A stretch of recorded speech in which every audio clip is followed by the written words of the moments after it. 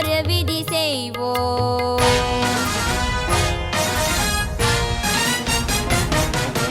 இனி ஒரு விதி செய்வோம், அதை எந்த நாளும் காப்போம். இனி ஒரு விதி செய்வோம், அதை எந்த நாளும் காப்போம். தனியொருவனுக்கு உணவில்லையெனில் ஜகத்தினை அழித்திடுவோம். தனியொருவனுக்கு உணவில்லையெனில் ஜகத்தினை அழித்திடுவோம். வாழ்க பாரத சமுதாயம் வாழ்கவே, வாழ்க வாழ்க பாரத சமுதாயம் வாழ்கவே.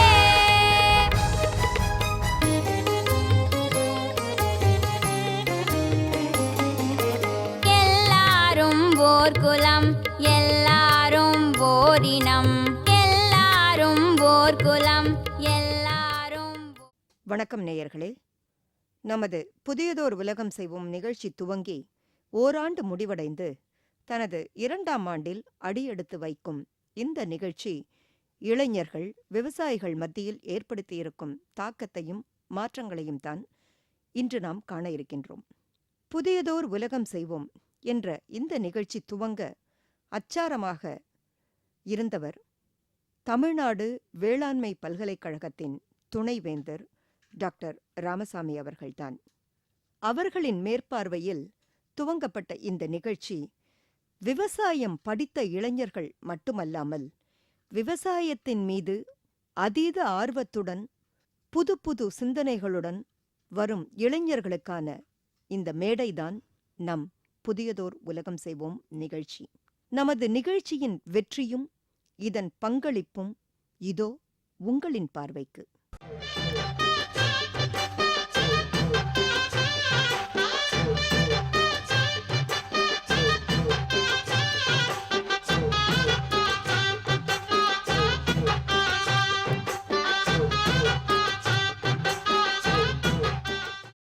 துவக்க விழாவிற்கு நம் நாட்டின் பல மூலைகளில் இருந்து அறிஞர்களை வரவழைத்து துவக்க விழாவை வழங்கினோம்.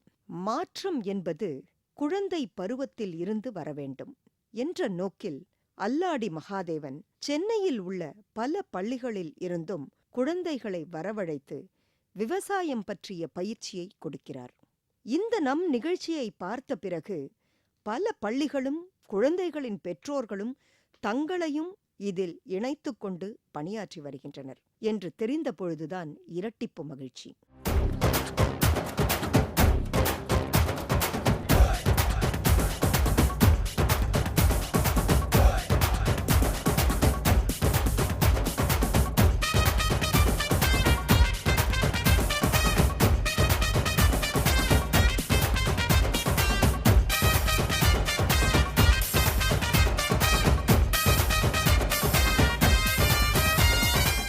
ஏன் நஷ்டம் வருது?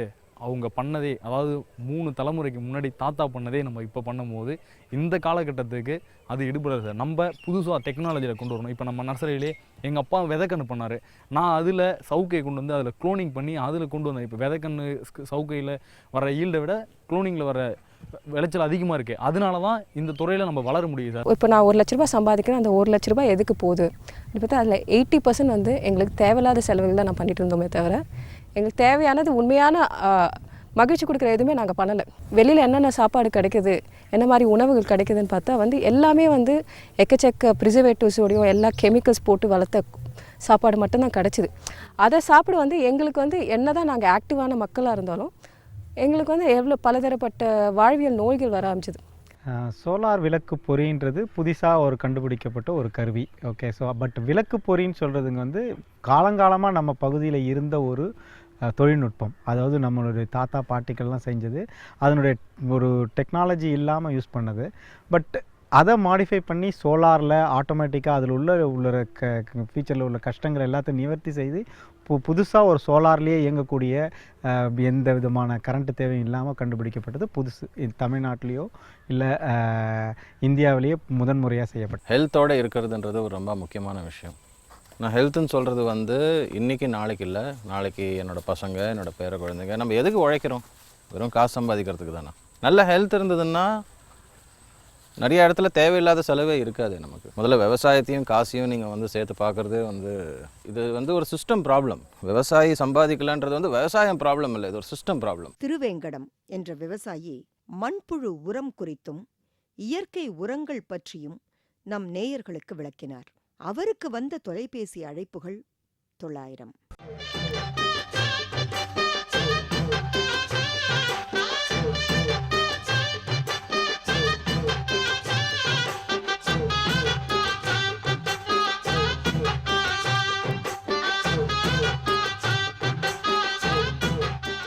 இப்போ நம்ம ஒரு சாப்பிட்றதுக்கு வந்து ஒரு பிளேட்டுன்னு இருக்கும், அதான் அந்த லேண்டு. அந்த லேண்டில் வந்து நீங்கள் சாப்பிட்ற ரைஸ் இருக்கும், காய்கறி இருக்கும், பால் இருக்கும், தயிர் இருக்கும், நெய் இருக்கும், இறைச்சி இருக்கும், நாட்டுக்கோழி முட்டை இருக்கும். எல்லாமே அந்த 3 ஏக்கரோ 1 ஏக்கர் லேண்ட் நம்ம உற்பத்தி பண்ண முடியும் கண்டிப்பாக. நம்ம லேண்டை டிவைட் பண்ணுறோம். இப்போ வந்து 1 ஏக்கர்னு சொன்னீங்கன்னா 100 சென்ட், 3 ஏக்கர்னா 300 சென்ட். இதை டிவைட் பண்ணி அதில் வந்து ஒரு குறிப்பிட்ட ஏரியாவில் கீரை போடுறோம், ஒரு குறிப்பிட்ட ஏரியா வந்து கோழி போடுறோம், ஒரு குறிப்பிட்ட ஏரியா வந்து கொஞ்சம் ஆடு வைக்கிறோம், ஒரு குறிப்பிட்ட மாடு வைக்கிறோம், மீன் வைக்கிறோம். ஸோ இந்த மாதிரி எல்லாத்தையும் வச்சு ஒரு ஒருங்கிணைந்த குடும்ப பண்ணி நம்ம செய்யும் பொழுது முதல்ல நம்மளுடைய தேவைக்கு நம்ம வெளியிலேருந்து எதுவுமே வாங்க தேவையில்லை, எல்லாமே எனக்கு கிடைக்கும். இருந்த பார்த்தீங்கன்னா மீதி வர்றது நம்ம மார்க்கெட் சந்தைப்படுத்தலாம். விவசாயத்தை பொறுத்த வரைக்கும் இந்த வறுமை கம்போஸ்ட் கிடைக்க மாட்டேங்குதுங்க. ஆமாங்க சார். உங்களுக்கு டன் கணக்கில் கொடுக்கறதுக்கு ப்ரொடக்டிவிட்டி இருக்கா? இருக்குது சார். எவ்வளோ கொடுக்க முடியும் உங்களால்? இப்போ வந்துட்டு இப்போதைக்கு நம்ம கிட்ட 1 டன் இருக்குது. இப்போ வரும் இதில் பார்த்தீங்கன்னாக்கா நம்ம வந்துட்டு ஒரு டன் கணக்கில் உற்பத்தி பண்ண தரத்துக்கு வாய்ப்பு இருக்குது சார். இப்போ இந்த பேக்கெட்ஸ் போட்டு விற்கிறீங்களா? நான் 1 கிலோ 10 ரூபான்னு கொடுத்துட்ருக்கேன் சார். அது ஒரு மாதத்துக்கு எவ்வளோ ஓடுது உங்களுக்கு? ஒரு மாதத்துக்கு கிட்டத்தட்ட ஒரு நாளைக்கு 1-2ன்னு ஓடும். தேவைப்படுதுன்னா ஒரே நாளில் கிட்டத்தட்ட 50 கூட வரும். கிட்டத்தட்ட ஒரு 500 பாக்கெட் அது மாதிரி கூட வரதுக்கு வாய்ப்பு இருக்குது சார். சந்தியா, குணா என்ற 2 இளைஞர்களும் பட்டப்படிப்பு முடித்த பிறகு தங்களின் நிலத்தில் இயற்கை விவசாயத்தை முன்வைத்து பணியாற்றி வந்து அவர்களின் பங்களிப்புக்கு பல விருதுகளும் கிடைத்திருப்பது இயற்கை விவசாயத்தில் ஈடுபடுகின்ற இளைஞர்களுக்கு இது முன்மாதிரி. இப்போ இதில் வந்து மரங்களோட விதையை வந்து பயன்படுத்துகிறோம்.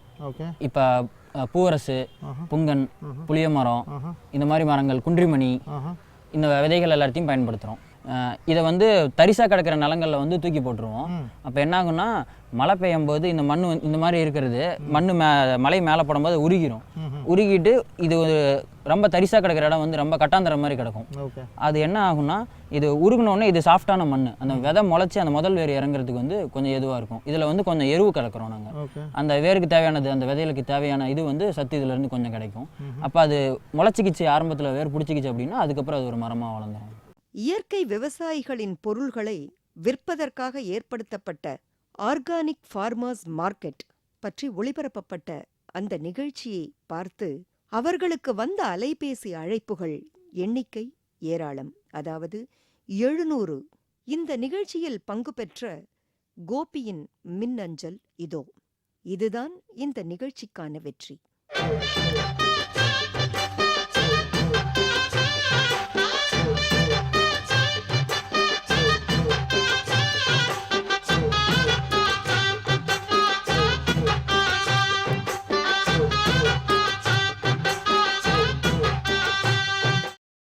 காஞ்சிபுரம் வந்து ஏரிகளின் மாவட்டம். நம்ம வந்து எதுவும் நிரந்தரமான ஆறு ஓடுற இடம் கிடையாது. நம்ம வந்து ஏரிகளை சார்ந்தவங்க தான் இருக்கிறோம்.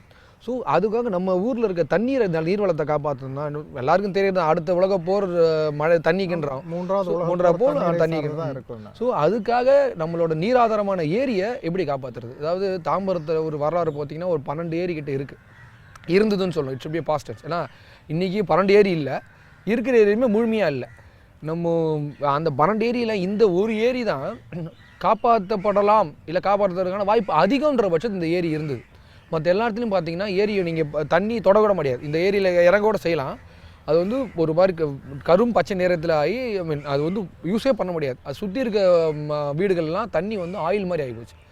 ஸோ இதுதான் காப்பாற்றினா அதுக்கான வாய்ப்பு இருக்குன்னா அதிகம் இதுக்கு தான். ஸோ அதான் இந்த ஏரியை தேர்ந்தெடுத்தோம். 1. 2வது ஏரியாவில் மட்டும்தான் நம்மளோட குடிநீர் தேவையை பூர்த்தி பண்ண முடியும். நாங்கள் ஸ்கூல்ஸ் அப்ரோச் பண்ணுறோம். இந்த பசங்களுக்கு வந்து விவசாயத்தை பற்றி தெரியறது ரொம்ப முக்கியம். எப்போ வந்து பசங்க வந்து பார்த்து அதை பற்றி கற்றுக்கிட்டு அதை பற்றி இன்ட்ரெஸ்ட் காமிக்கிறாங்களோ ஆட்டோமேட்டிக்காக ஃபேமிலியில் வந்து ஃபார்மரை போய் அந்த விவசாயியை வந்து சந்திக்கணும், அவங்களோட பேசணும், அவங்க என்ன பண்ணுறாங்கன்னு பார்க்கணுன்ற இன்ட்ரெஸ்ட் வந்து இன்க்ரீஸ் ஆகுன்றது எங்கள் நம்பிக்கை. பாண்டிச்சேரி அப்துல் காதர். அடிப்படையில் இவர் ஒரு பொறியாளர். விவசாயத்திற்கான இவரின் பங்களிப்பு சோலார் விளக்குப்பொறி. இந்த நிகழ்ச்சியின் மூலம் இவரின் கண்டுபிடிப்பானது பட்டி தொட்டி எங்கும் பரவ தமிழக அரசு கடலூர் மாவட்டத்தில் உள்ள வயல்களுக்கு பயன்படுத்த கூறி இந்த சோலார் விளக்குப் பொறிகளைக் கொண்டு கொள்முதலும் செய்திருக்கிறார்கள். மேலும் இவர் தனது வருவாயை இதன் மூலம் பெருக்கிக் கொண்டது மட்டுமல்லாமல் நம்முடைய நிலையத்திற்கும் தனது விளம்பரத்தை தந்துதவி இதன் மூலமும் வருமானத்தை பெருக்கிக் கொண்டுள்ளார்.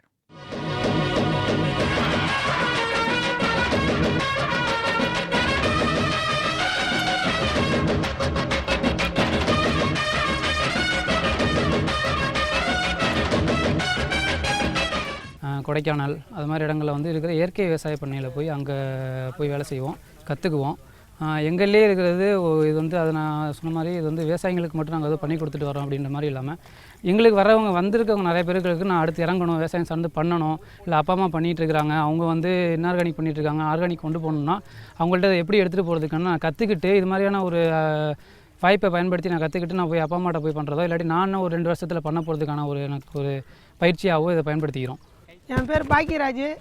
இந்த சூரிய விளக்கு பொறியில் இவ்வளோ காலைல பூச்சிங்களை எடுத்து வெளியே போடுறேன். நல்ல பயன் கொடுக்குது.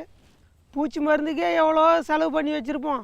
இது வந்ததுலேருந்து நல்ல லாபம். இப்போ பேடி எப்படி சோ பண்ணுறீங்க சொல்லுங்கள். ஃபர்ஸ்ட் இந்த பேடி ஃபர்ஸ்ட் 2 ஸ்டெம் எடுக்கணும். அப்புறம் உள்ள வரைக்கும் எவ்வளோ ஆழமா நடுறோமோ அவ்வளோ நல்லது. ஏன் அவ்வளோ ஆழமா போகணும்? ஏன்னா ரூட்ஸ் அப்பதான் உள்ள போகும். பார்த்தசாரதி, ரேகா என்ற தம்பதிகள் தங்களைப் போலவே மற்றவர்களுக்கும் இயற்கை உணவுகள் கிடைக்க வேண்டும் என்ற காரணத்திற்காக தங்களது நிலத்தில் அதுவரையில் செய்து வந்திருந்த கெமிக்கல் ரசாயனங்களை விட்டுவிட்டு இயற்கை விவசாயத்திற்கு மாறினர். இந்த தம்பதியர் பெற்ற பாராட்டுக்கள் ஏராளம்.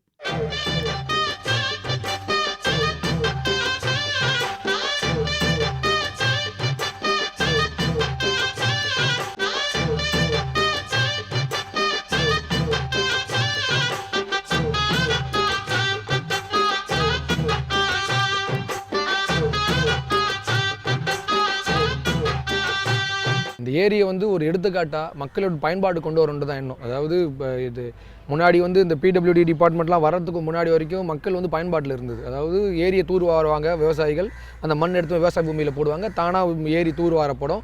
அது இல்லாமல் வந்து அன்றைக்கி இருந்த விழாக்கள் எல்லாமே பார்த்திங்கன்னா நீர்நிலையை காப்பாற்றுற மாதிரி இருந்தது. அன்றைக்கி வந்து அந்த முப்பாரிலாம் வைப்பாங்க, அதை தான் இதில் போடுவாங்க, பிளாஸ்டிக் போட மாட்டாங்க. இன்றைக்கி மஞ்சத்தூளை வந்து பிளாஸ்டிக் கவரில் விட்டு மஞ்சத்தூள் சாமிக்கு போட்டு பிளாஸ்டிக் உள்ளே போட்டுடுறாங்க. ஸோ இந்த புரிதலில் மக்களுக்கு ஏற்படுத்தி மக்களோட பயன்பாட்டில் இருக்கணும். நாளைக்கு வந்து என் பசங்களுக்கோ இல்லை என்ன மாதிரி அடுத்த தலைமுறைகளுக்கு எல்லாருக்குமே இது ஏரியை நாங்கள் வந்து காப்பாற்றி கொடுத்துட்டு போகணும்னு ஆசைப்பட்றோம். இப்போ நர்சரி வந்துட்டு போடணுன்னாக்கா நமக்கு தகுந்த வந்து பார்த்தீங்கன்னாக்கா செம்மண் இருக்கணும். அதுக்கடுத்தது பார்த்தீங்கன்னாக்கா மணல் இருக்கணும், வண்டல் மண் இருக்கணும், அது கூட வந்துட்டு தொழு இருக்கணும். இதெல்லாம் வந்துட்டு நம்ம சர்வசாதாரணமாக வந்துட்டு எல்லாமே சம அளவில் ஒரு பங்கு போட்டு அப்படியே கலந்துக்க வேண்டியது தான். அதை கலந்துக்கிட்டு நம்ம வந்துட்டு இந்த கவருங்களில் ஃபுல்லாக இது மாதிரி போட்டு ரொப்பிக்கணும். நம்ம எல்லாமே இது மாதிரி போட்டு கவருங்களை போட்டுட்டு இதில் வந்துட்டு இது கூட வந்துட்டு அந்த அசோஸ்பயர்லுன்னு சொல்லுவாங்க, அந்த உயிர் உரங்கள்லாம் அசோஸ்பயர்லும் பாஸ்போ பாக்டீரியம் அதெல்லாம் வந்துட்டு போட்டோம்னா செடி கொஞ்சம் வளர்ச்சி வந்துட்டு அதிகமாக இருக்கும். இது கூட என்கிட்ட மண்புழு உரது அதெல்லாம் வந்துட்டு நான் கலந்துக்குவேன். இது சதுசாரமாக நாங்களே வந்துட்டு எல்லாமே சம அளவில் போட்டு எல்லாம் வந்துட்டு கலந்துக்குவோம். இதில் வந்துட்டு ரொம்ப படிப்பு இருக்கணும்னு ரொம்ப அவசியம் இல்லை. சர்வசாதாரணமாக இதெல்லாம் போட்டாவே நல்லா வரும். இதுக்காக வந்துட்டு நம்ம வந்துட்டு இந்த பொருள் இந்த ரேஷியோவில் கலந்து தான் செடி வந்துட்டு வேர் ஓடும், தழை வந்துட்டு நல்லா இருக்கும் அப்படிலாம் ஒன்றும் கிடையாது. இந்த சம அளவில் இதை கரெக்டாக போட்டோம்னா தன்னால் இவங்க கிட்ட இந்த பாட்டியம்மா கிட்ட சொன்னவனே போதும், அந்த அளவில் அவங்களே கலந்து போட்டு அவங்க இருக்கிற வேலையை பார்த்துட்டு இருக்க போகிறாங்க. வறுமை வாட்டி வதைக்கும் இன்றைய காலகட்டத்திற்கு அடிப்படை காரணம் நீர்நிலைகளான ஏரிகள் வறண்டு போனதுதான். இதை உணர்ந்த தாம்பரம் மக்கள் குழு இளைஞர்கள் தங்கள் பகுதியில் உள்ள ஏரியை சுத்தம் செய்ய களம் இறங்கி சுத்தம் செய்ய துவங்கினர்.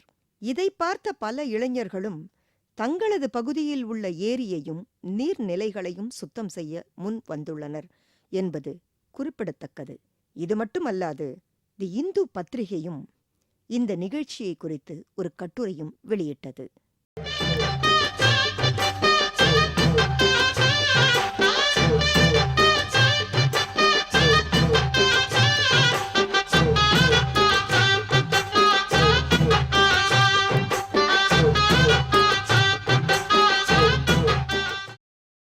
சரி நல்ல சாப்பாடு எங்கே கிடைக்கும்னு சொல்லிட்டு நிறைய இயற்கை அங்காடிகளை போய் வாங்கி சாப்பிட ஆரம்பித்தோம். நாங்களே விவசாயம் பண்ணிகிட்ருக்கோம். எல்லா தடைப்பட்ட மருந்துகளும் நாங்களே யூஸ் பண்ணிட்டோம். ஸோ நான் வந்து மாறலை. நானே வந்து இவ்வளோ பண்ணி இவ்வளோ கெமிக்கல்ஸ் யூஸ் பண்ணி நான் ப்ரொடியூஸ் பண்ணிட்டு இருக்கேன்னா நான் வந்து சரியான சாப்பாடு கொடுங்க, நான் இன்னொருத்தர் வந்து எனக்கு நல்ல சாப்பாடு கொடுங்க அப்படின்னு நான் எப்படி டிமாண்ட் பண்ண போகிறோம் இந்த கேள்வி ஆரம்பிச்சது. அதில் தான் வந்து இந்த வாழ்க்கைக்கான அதாவது இப்போ வந்து நீங்களும் உங்கள் ஹஸ்பண்டும் வீட்டுக்காரரும் சுத்தமாக இயற்கை வேளாண்மைக்கு மாறி இருக்கீங்க. ஆமாங்க. நம்ம படிக்கிற காலகட்டத்திலேயே நம்ம இங்கே வீட்டில் வந்து விவசாயம் நம்ம வீட்டில் வேலை செய்கிறவங்ககிட்ட பேசிகிட்டு இருக்கும்போது அவங்க ஒரு நாள் அங்கே வயசானவங்க ஏதாவது முதல் அவங்க பேர் வந்து அஞ்சலை முதல் நம்ம நர்சரிக்கு வந்து இங்கே தான் வேலை செய்ய ஆரம்பித்தாங்க. 15 வருஷம் நம்ம நர்சரியே வேலை செஞ்சுட்டாங்க. இப்போ அப்பா அம்மா வந்து சொல்லுவாங்க என் பிள்ளைய படிக்க வச்சுட்டேன், முடித்த உடனே அடுத்த வேலைக்கு போகிறான், ஆனால் இங்கெல்லாம் வந்து கஷ்டப்பட மாட்டா அப்படி இப்படின்னு அவங்கள்ட்ட பேசினோடனே அவங்க என்கிட்ட தனிப்பட்ட விஷயத்தில் ஒரு நாள் கேட்டாங்க, என்னம்மா இந்த உங்கள் அப்பா அம்மா இப்படி சொல்கிறாங்க, அப்போலாம் எங்களுக்கு அடுத்து வேலை கிடையாதா அப்படின்னு கேட்கும்போது ஏன் நம்ம இது தொடரக்கூடாது, எனக்குள்ளே பிஸ்னஸ் மோட்டிவேஷன் நிறையா சொந்த தொழில் தான் செய்யணும், நம்ம போயிட்டு யாருக்கே நிற்கக்கூடாது, நம்ம இது பண்ணணும் அப்படின்ற ஒரு இது இருந்துச்சு, நம்மளால் எல்லாம் சாதிக்க முடியும் அப்படின்னு இருந்துச்சு.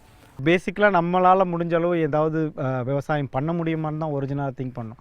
எங்களுக்கு இதில் இந்த விவசாயம் பரம்பரையாக செஞ்சதெல்லாம் ஒன்றும் கிடையாது. நடுவில் ஒரு ஜென்ரேஷன் கம்ப்ளீட்டாக வந்து விவசாயமே இல்லாமல் தான் இருந்தது எங்கள் தலைமுறையில். பட் நான் திரும்ப வந்து விவசாயம் பண்ணணும்னு வந்தப்போ தான் இந்த பொறி அந்த மாதிரி ஒரு ஏதாவது விவசாயத்துக்கு செய்யணும் அப்படின்னு வந்தது. நான் இதில் இன்வால்வ் ஆனேன். விவசாயிகள் என்ன நினைக்கிறான்னு சொன்னால் விவசாயம் செய்தால் மட்டும் போதும், ஆனால் யாராவது சந்தைப்படுத்தி கொடுக்கணும், யாராவது வந்து அதை விற்று கொடுக்கணும்னு நினைக்கிறாங்க.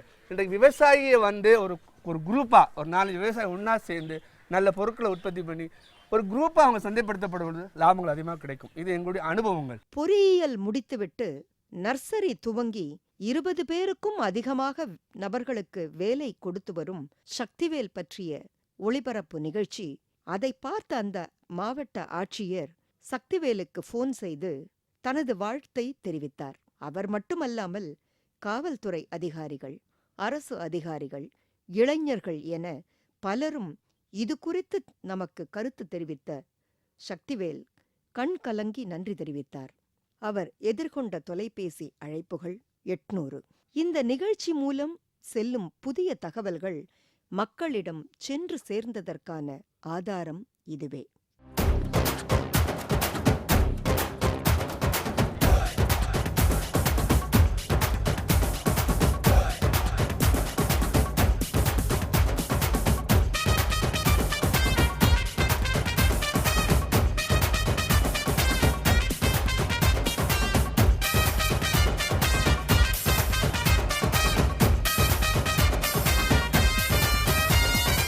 இன்னும் 10 வருஷத்தில் இந்த ஊருக்கும் பக்கத்து ஊருக்கும் வந்து சாப்பாடுக்காக சண்டை போட்டுக்கிட்டா கூட நம்ம ஆச்சரியப்படுறதுக்கு இல்லை. அது வரக்கூடாமல் பார்த்துக்கிறதுக்கு இன்றைக்கி இளைஞருங்க, இன்றைக்கி தாய்மாருங்க மெயினாக ஏன் சொல்கிறேன்னா வீட்டில் வந்து உணவுன்றது அவங்க கை வழியாக தான் வீட்டுக்கு போகுது, அவங்க பசங்களுக்கு மெயினாக போகுது. அவங்க அதை கொடுத்து வளர்க்கணும். உணவோட எவ்வளோ க்ளோஸாக இருக்கணும், நம்ம என்ன மாதிரி உணவோடு நம்ம இருக்கணுன்றது வந்து அவங்க கொடுக்கணும். இலங்கையைச் சேர்ந்த ரத்ன ராஜசிங்கம் கூட்டுப்பண்ணையின் பயன்களை விளக்கிய விதம் நம்மை மட்டுமல்ல, வேளாண்மை பல்கலைக்கழகத்தின் துணைவேந்தர் டாக்டர் ராமசாமி அவர்களையும் வியக்க வைத்துள்ளது. இதன் மூலம் பல இளைஞர்கள் கூட்டுப்பண்ணை வைக்க முன் வந்தனர்.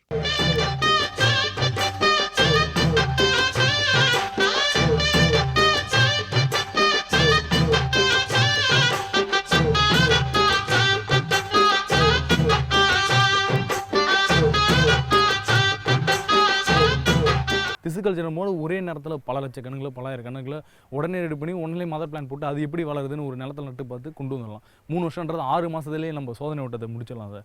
அதனால நம்ம அடுத்த கட்டமாக பிசிக்கல்ச்சர் போகலான்னு இருக்கோம். நர்சரியோட கடைசி கட்டமும் அதுதான் சார். விளைநிலங்களாக மாற்றாதீங்கன்னு சொல்கிறோம், புரியுதுங்களா உங்களுக்கு? விளைநிலங்களாக மாற்றாதீங்க. ஸோ அதுக்கு இப்போ ஒரு சட்டம் அரசாங்கம் கொண்டு வந்திருக்காங்க, நல்ல சட்டம் அது. ஸோ இது போக போக எதிர்காலம் வந்து விவசாயம். ஆனால் அந்த விவசாயத்துக்கு வந்து அரசாங்கமும் முறையாக சப்போர்ட் பண்ணணும், அதுக்கு சலுகைகளை வந்து வழங்க வேணும். வழங்கி நம்ம செலவுப்படுத்தும் பொழுது இப்போ நீர்நிலையில் தேக்கணும், தண்ணீரை தேக்கி வைக்கணும். அதுக்கான முன்முயற்சி எடுத்துக்கொண்டு வந்தால் விவசாயம் யாரும் தற்கொலை செய்ய அவசியம் கிடையாது. அதே மாதிரி அரசாங்க திட்டங்கள் அத்தனையும் விவசாயிக்கு சென்றடையணும், விவசாயம் தெரியும், அது தெரியாது. நீங்கள் வந்து இதுதான் உங்கள் மோட்டிவேஷன் முடிவு பண்ணிட்டீங்க, இன்னும் நிறைய தூரம் பயணிக்கணும். இப்போது இது யார் கண்டுபிடிச்சாங்க? VRI1 VRI2 பலா 1 பலா 2 யார் கண்டுபிடிச்சாங்க? ஆஃபீஸர் தான் கண்டுபிடிச்சாங்க. எங்களை மாதிரி ஃபாரஸ்ட் ஆஃபீஸர் அவங்க எங்கே போனாங்க, ஜீப்பு போகிற இடத்துல நிறுத்திட்டு அங்கேருந்து கட் பண்ணி எடுத்தாங்க. நீ ஜீப்பு போகாத இடத்துக்கு போகணும், இன்னும் 1000 ஏக்கர் 1000 ஏக்கர் போகாத இடம் இருக்குது, ஜீப்பு போகாத இடம் இருக்குது, அங்கே போய் தேடி அதுலேருந்து மரம் எடுத்துகிட்டு வா, அதுலேருந்து வலை அப்படின்னு சொன்னார். அந்த மாதிரி இப்போ திரும்பவும் நீங்கள் மாலை வந்து படுக்க போகிறதுக்கு முன்னாடி நீங்கள் என்ன சாப்பிட்டீங்க? 4 இட்லி. 4 இட்லி. இட்லியில் என்னெல்லாம் இருக்குங்க? தெரியாதுங்க. அரிசி, பருப்பு, உளுத்தம்பருப்பு. உளுத்தம்பருப்பு. அந்த உளுத்தம்பருப்பு எங்கேருந்து வந்ததுங்க? வயல்லேருந்து தான் வந்தது. எந்த வயல்லேருந்து வந்தது? தெரியாது. அது தெரிஞ்சுக்கணுங்க. Know your food. ஓகே, இதுதான் நான் சொல்லக்கூடிய கருத்து. மாற்றம் என்பது விவசாய மத்தியில் வர வேணும். பழைய முறைகளை வந்து கைவிட்டு புதிய நவீன முறைகளை, இப்போ என்ன எங்களுக்கு சொல்லிக் கொடுக்கப்பட்ட நவீன முறைகளில் குறைந்த அளவில் குறைந்த இடங்களில் ஒவ்வொரு பகுதி நாங்கள் உற்பத்தி செய்து நம்மளே சந்தைப்படுத்தி அதை விற்பனை செய்யும் பொழுது அந்த வீட்டுக்கு தேவையானதை குறைந்தது ஒரு 3 ஏக்கரில் நிலம் இருக்குமா இருந்தால் குறைந்த வந்து நீங்கள் 1 லட்சத்துலேருந்து 1.5 லட்சம் வீட்டுக்கு வருமானம் கொண்டு வர முடியும் என்பது சாத்தியமானது. அதாவது நீங்கள் வீட்டுக்கு 1.5 லட்சம் ரூபான்றது ஒரு வருஷத்தில் சொல்கிறீங்களா இல்லை ஒரு சீசனில் சொல்கிறீங்களா? மாதத்துக்கு. ஒரு மாதத்துக்கு ஒரு விவசாயி 1 லட்சம் ரூபா சம்பாதிக்கலாம். கண்டிப்பாக முடியும். இப்படி பலர் தங்களை இயற்கை விவசாயம் சார்ந்த பணிகளில் ஈடுபடுத்திக் கொண்டு தங்கள் பணிகளை தொடர்ந்து செய்து வருகின்றனர். நமக்கு பெரிதும் துணையாக இருந்து நம்மை வழிநடத்தி வரும் தமிழ்நாடு வேளாண்மை பல்கலைக்கழகத்தின் துணைவேந்தர் டாக்டர் ராமசாமி அவர்களுக்கும் இந்த நிகழ்ச்சியின் மூலம் நன்றிகள். நேயர்களாகிய நீங்கள் அளித்து வரும் ஆதரவும் பங்களிப்பும் மேலும் நமது நிகழ்ச்சியை செம்மைப்படுத்தவும் புது புது கண்டுபிடிப்புகளுடன் கூடிய புதிய தகவல்களையும் புதிய பரிமாணங்களுடன் புதிய மனிதர்களையும் தருவதற்கு வழிவகை செய்யும் என்பதில் எந்தவித ஐயமும் இல்லை. மீண்டும் புதிய தகவலுடன் அடுத்த புதியதோர் உலகம் செய்வோம் நிகழ்ச்சியில் சந்திப்போம். என்ன வளம் இல்லை இந்த திருநாட்டில், ஏன் கையை ஏந்த வேணும் வெளிநாட்டில். என்ன வளம் இல்லை இந்த திருநாட்டில்,